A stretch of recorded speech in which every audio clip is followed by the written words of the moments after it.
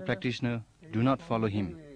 We propitiate only those protectors that were bound by oath by Padmasambhava. Shugden came after Padmasambhava. Shugden is a hungry ghost in the human realm.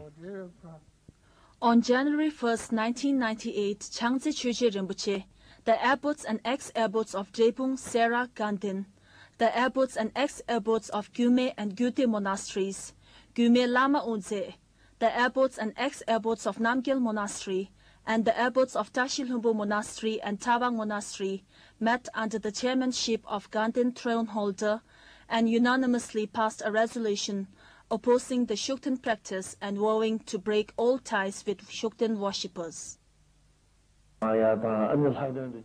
It is outrageous to claim that His Holiness has no authority to give advice to the 4 schools of Tibetan Buddhism, particularly the Gelug school.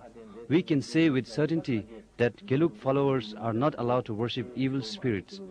These activists are just making preposterous claims. Chushi Kangtuk is an association of former Tibetan resistance fighters. Its controversial leader, Litang Athar, and his cohorts were voted out of office for their anti-Tibetan activity. But they refused to step down, so their group is today known as Old Chushi Kangtuk. This Old Chushi Kangtuk held a 3-day meeting in South India from 5th April 1999. Shugden activists from Pombra House of Sera Monastery and from Dokang House of Shatsi College participated in the meeting to signal their support for the Old Chushi Kangtuk.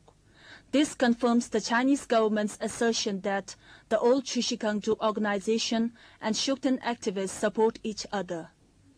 Also, Shugden activists started propagating their practice so hard that His Holiness was forced to step up his restriction. Initially, I hadn't been very firm against Shugden practice, but some people pushed themselves too far. That is why I had to speak firmly last time. If I remained silent on this, I would be at peace. But this is an important matter, and I am the only one given the authority and responsibility to speak on matters like this. If I close my eyes and keep quiet, it will be my fault. If people don't listen to me, I can't be faulted. I have to give guidance from both political and spiritual perspectives. Whether you listen to me or not is your choice. I can't give orders or impose my will on you.